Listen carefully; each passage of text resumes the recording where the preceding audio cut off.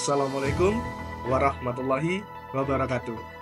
Shalom, Om Swastiastu, Namo Buddhaya, salam kebajikan untuk kita semua. Rahayu, Rahayu, Rahayu. Selamat pagi rekan-rekan LF Praksi Surabaya.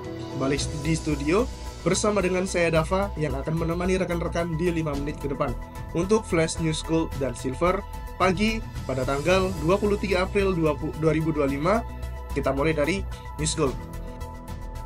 Kurs dolar pagi ini ada di 16.850 rupiah, dengan emas ditutup di 3.381 dolar atau setara sekitar 1.831.500 per gram. Harga emas turun dari level tertingginya di 3.500 dolar per ons pada hari Senin, setelah para investor mengambil keuntungan dan meningkatnya sentimen resiko menyusul sinyal perbaikan hubungan perdagangan antara Amerika Serikat dan Tiongkok. Emas diperdagangkan di dekat 3.400 dolar, mencatat penurunan sekitar 0,63%. Koreksi harga terjadi setelah Menteri Keuangan Amerika menyampaikan bahwa ketegangan dagang dengan Tiongkok menunjukkan tanda-tanda mereda.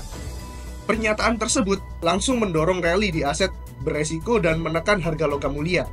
Meski begitu, ketidakpastian yang terus membayangi kebijakan perdagangan Presiden Donald Trump dan potensi campur tangan terhadap independensi Federal Reserve masih menjadi faktor penopang harga emas. Ketua The Fed, Jerome Powell, dalam pernyataannya pekan lalu, mengakui kemungkinan skenario stagflasi menimbulkan resiko bahwa inflasi dan perlambatan ekonomi bisa terjadi bersamaan. Aliran dana ke ETF emas juga terus meningkat, mencerminkan tingginya permintaan investor terhadap aset lindung nilai di tengah ketidakstabilan ekonomi dan geopolitik global.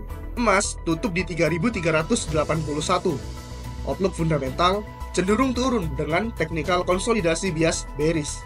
Indikator stokastik menunjukkan angka 80, menandakan area overbought.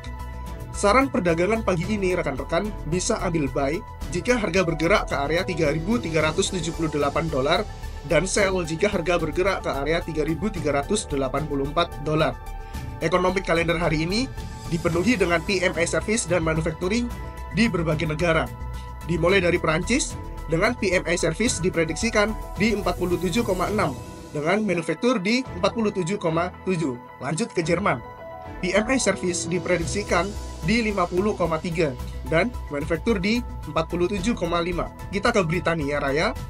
PMI service diprediksikan di 51,4 dan manufaktur di 44. Dan kita ke Amerika.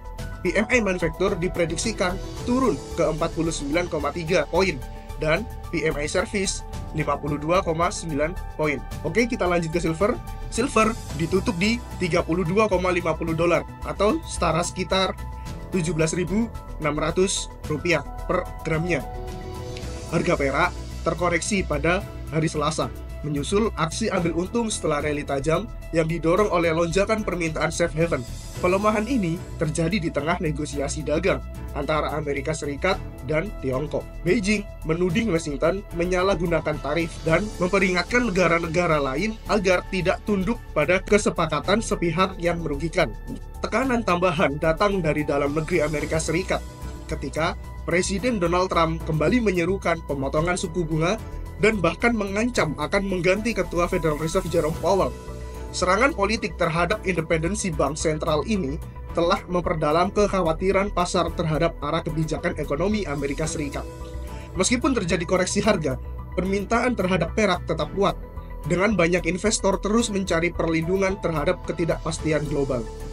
Outlook fundamental cenderung naik dengan teknikal konsolidasi bias bearish. Indikator stokastik menunjukkan angka 61 menandakan area netral. Saran perdagangan hari ini, rekan-rekan bisa ambil buy jika harga bergerak ke area 32,40 dolar dan sell jika harga bergerak ke area 32,60 dolar. Oke, itu saja flash news yang dapat saya sampaikan.